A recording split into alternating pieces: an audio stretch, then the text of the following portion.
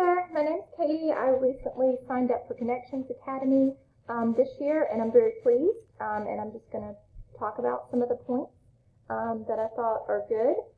So we're in Arkansas Connections Academy, which this year they're doing like a pilot program. So it might not look like some of the other ones in other states, perhaps. I do have a master's in education. I have homeschooled. I have used private school, and I have public schooled my kids. I have 4 different kids ranging from kindergarten to 8th grade. So we like the program. It's robust. You're getting a lot of meat every day. And so I really feel like they're learning, and I feel like me being there, helping the ones who need help, and letting the ones who can be independent, is a good thing. So I'm just going to have a quick look at the math section for a 3rd grader, and then a language section for a 3rd grader, so you can kind of get a feel for it. I couldn't bring up everything because I don't want like teachers' names or my kids' names up, so I'm just going to kind of give you a sneak peek what a typical like math course looks like. So this is kind of the beginning stuff. Then we went into 3rd grade. We went straight into multiplication and division. And if you open this up, this is kind of like a unit. Gives you a little over, and then each one of these would be 1 day. So this would be 1 day lesson and whatnot. So we go down here, and then you see, so this is multiplication as repeated addition. This is about 1 day's worth of work, about 1 hour. Okay? So this is, and they go through all of this in 1 hour. But it depends on your child, and it depends on their experience and where they're coming from. Because some of them, especially from this previous school year, because I know my kids didn't finish out the school year great because of COVID. So we might be at different places and need more time or whatnot and what things. So, so here are just some things. I'm just randomly picking on stuff. You've got visual. You've got some sort of a visual video. Usually have a short, like maybe 2-minute video here and there in the thing. Actually, it's going to start playing video, and I don't want it to yet. Sometimes there'll be little activities and things. Hands-on activities. Usually you're going to have 1 hands-on activity with elementary kids for math every day. So that is just something to think about. I love that because, you know, some of my kids are very tactile, and that's the best way to learn math. Is to visually see it. Then my 4th grader, we might adapt it a little bit differently for him because he's a little bit more advanced. So so there's different ways you can do stuff, but basically you have to do basically everything that you're supposed to do so that you do good on your little quick checks. So that's another thing to look at is quick checks. You do basically every day. So this is in 1 day. You'll go through like 10 slides for math, and then you have a quick check. And this, for elementary school, this is not something that is taken for a grade. So even though every day you're getting like a little grade, for elementary at least, it doesn't factor in for the quick checks at least. They do have quizzes and tests and things like that. But as you can see, I can go in and I can see what they got correct, and then I can see what they got wrong and what the right answer is. Okay. So really love it. And then language arts. I'm just going to skip to language arts. So here's kind of language arts. The course and every subject, you have about 8 subjects really, because you have ed tech, which is like typing, which I think is great because they do need to learn proper typing.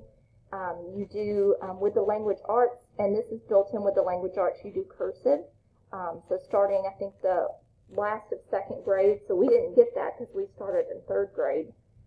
So we are, and this is actually, they send you a book, so you get a ton of materials, and most of it's not done because it's the beginning of the year, but you have a cursive book for 3rd through 6th grade. And this, I think, is the pile of books for my 3rd grader. Of course, you're going to want a notebook so they can take notes and do whatnot every day. You're going to kind of have 2 different books that actual stories are going to be in, and then there's information like how to read text and things like this. So this is kind of the bulk of what you'll reading.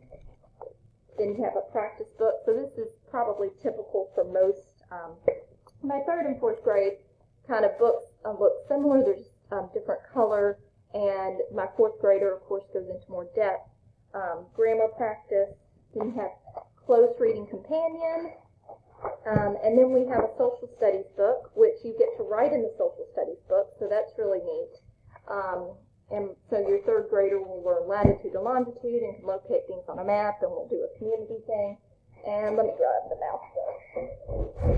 And the math book is really great math book, and it gives them the answers. So if you don't have the book, because some people might get in and then you might be waiting on your materials, everything is already there on the site. You can print it out, or you can look over it and different ways maybe to do that, or write it down, things like that.